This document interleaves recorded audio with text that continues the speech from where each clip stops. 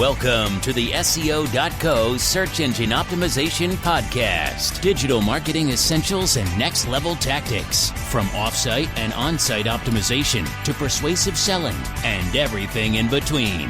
You'll learn actionable tips on what it takes to outright and outrank your competition.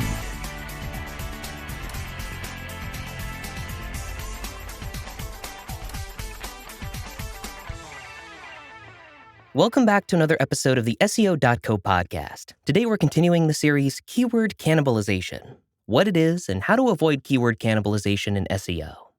So let's start off with when keyword cannibalization isn't a problem.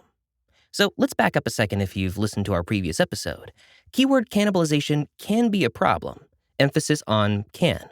There are also situations where it's perfectly fine. For example, let's say you have two awesome articles ranking at position 1 and position 2 for a keyword phrase. Both are highly relevant to the target phrase. In this scenario, you're not really siphoning traffic or compromising your full potential. You're already sitting at rank 1, the best case scenario, and nothing can take that traffic from you. In fact, most people who don't click the first position link end up clicking the second position link, which you also occupy, so you don't lose anything here. It's a nice spot to be in, and not something that requires intervention. Unfortunately, this is a rarity for keyword cannibalization events. So, how do you discover keyword cannibalization? How do you know if you're currently affected by it? There are a few simple, straightforward methods you can use to identify potential problems. Unfortunately, they tend to be manual and time-consuming, so they don't work especially well on a large scale. For example, you can conduct a search for a given keyword and simply see whether any of your website's pages are featured in the SERPs. If you notice multiple pages ranking or almost ranking for that term, you know you have a problem. If you keep track of the keywords each of your pages is targeting, you can search for duplicates and identify pages that are in conflict with each other. The only problem here is that some of your pages may be ranking for keywords and phrases they're not specifically intending to target, so you might not be keeping track of your keyword targets, which is an issue in and of itself. So what can you do to keep track of keyword cannibalization on a large scale? Well, one option is to use a tool like Ahrefs Site Explorer. With that, you can paste your website URL, head to the Organic Keywords report, and export the relevant columns to CSV format. From there, you can open the CSV in a spreadsheet program like Excel, sort the keywords, and highlight the duplicates. This can still be time-consuming if you're currently ranking for thousands of keywords, but it's worth the effort. At this point, you've got a list of all the keyword cannibalization issues that are plaguing your website. What steps can you take to fix them? First, setting page priorities. To start, you'll need to figure out which of your competing pages is the higher priority. The lower priority page is the one encroaching on its territory and compromising its potential. You'll be funneling your resources to the stronger of the two pages while removing, limiting, or modifying the weaker encroaching page. In most cases, this is obvious. The more comprehensive, more detailed, better converting, better written post is going to be the superior one, and the one worth preserving.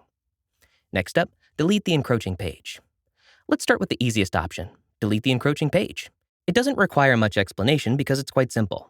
If this encroaching page doesn't add much value to your site, if it's obsolete, or if it doesn't convert, you might consider deleting it. More content isn't necessarily better for a website, and if this page is doing more harm than good, you might as well remove it entirely. Next, no-index the encroaching page. Let's say the situation is a bit different.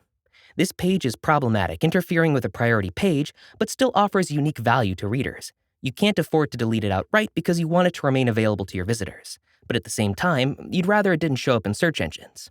What can you do? No-index it. In your page's HTML code, simply add a no-index meta tag. From then on, Googlebot will skip over the page when indexing your site.